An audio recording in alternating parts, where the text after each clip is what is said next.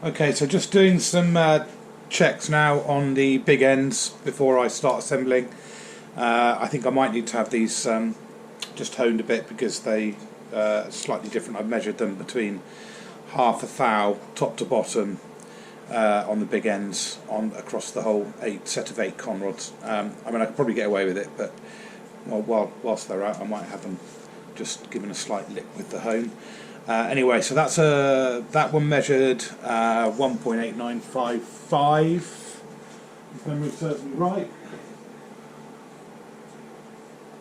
Yeah, 1.895, so that's 1.895 inches top to bottom, and the one that's in there is 1.896 top to bottom, so a thou different top to bottom.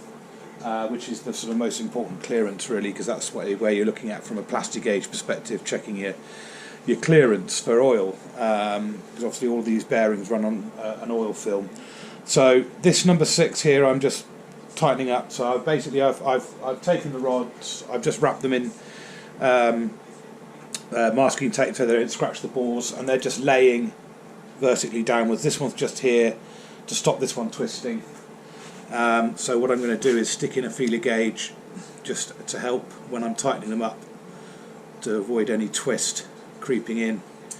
It's probably a bit on the big side, so go for a 20 thou.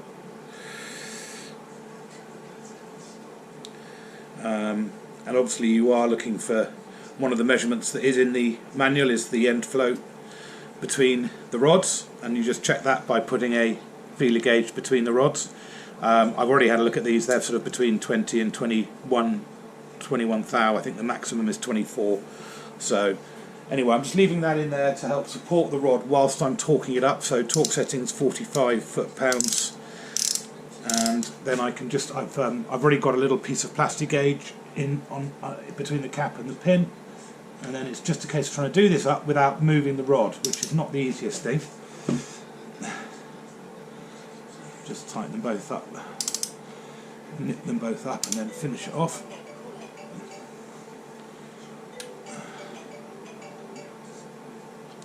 Just go and see who that is.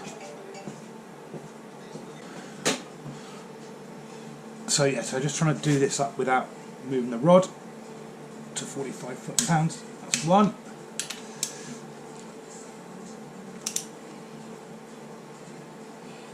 That's two. And then undo it. That's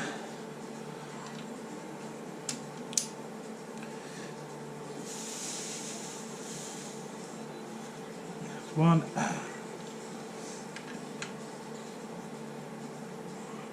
Two. Okay, so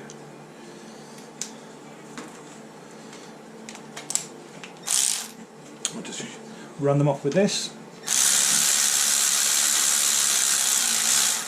Now obviously you don't want the rod to move because it'll slide and potentially give a false reading with the Plastigauge.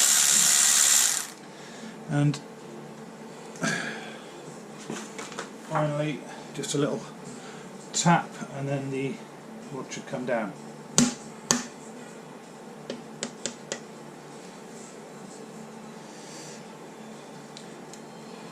That's out. Come on. Let's just move that, pull this cap off because that's where the reading's going to be. That's the bit I want to get off safely. Okay, that looks like I've got a nice clean result. Right.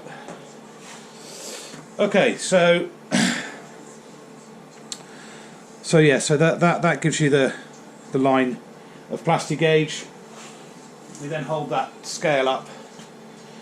It's exactly what I was expecting, which in this case I would say 2 thou, which is what I was expecting based on my measurements.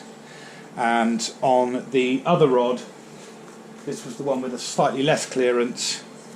I'll show you the